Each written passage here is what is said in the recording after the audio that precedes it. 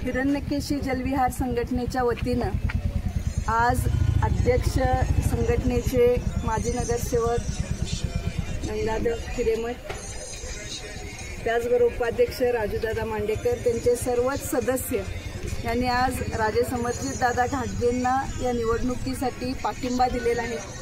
काल खोडसाळपणे त्यांच्या संघटनेतल्या 3-4 सदस्यांनी आपला पाठिंबा विरोधी उमेदवाराला जाहीर केला, पण या संघटनेच्या पदाधिकाऱ्यांना आणि उर्वरित सगळ्या सदस्यांना हा पाठिंबा मान्य नाही।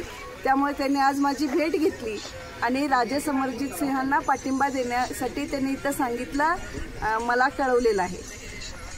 हे गडिंग्लजमध्ये वातावरण फिरलेलं आहे। सगळ्याच संघटना, ज्येष्ठ नागरिक संघटनांपासून पेन्शनर संघटना असू देत किंवा आता जलविहार संघटना असू देत, सगळ्याच संघटना राजे समर्जितदादांच्या पाठीशी आहेत। विरोधकांचा केविलवाना प्रयत्न चालू आहे या संघटनेला फोडायचा, तर फोडाफोडीचं राजकारण सुरू केले। म्हणजे पहिलं राज्यातले पक्ष फोडले, त्याच्यानंतर आमच्या नगरपालिकेतले माझे जीवाभावाचे सहकारी फोडले, आता स्थानिक जी मंडळ आहेत, संघटना आहेत, त्यांच्यात फूट पाडायचं काम हा केविलवाला प्रयत्न चालू आहे। त्या हिरण्यकेशी जलविहार संघटनेच्या बाबतीत तसं झालं। त्यांच्या 4 सदस्यांना घेऊन पाठिंबा दिल्याचं नाटक का केलं?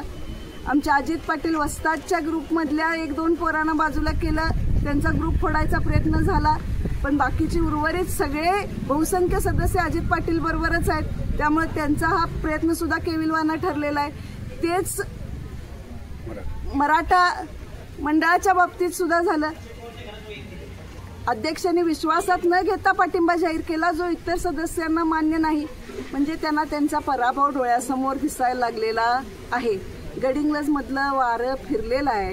राजे समर्जितदादा आमदार म्हणून निवडून येणार आहेत, त्यामुळे विरोधकांची ही केविलवानी धडपड जी चालू आहे आणि स्थानिक आता हिरण्यकेशी जलविहार संघटनेचा राजकारणाशी खरं तर काय संबंध असू नये, ते सगळ्याच विचारांची माणसं एकत्रित येऊन आपली आवड जोपासतात, अशा संघटनेत फूट पाडायचं आणि घाणेरडं राजकारण करायचं काम आज गडिंग्लजमध्ये चालू आहे, त्याचा मी इथं जाहीर निषेध करते।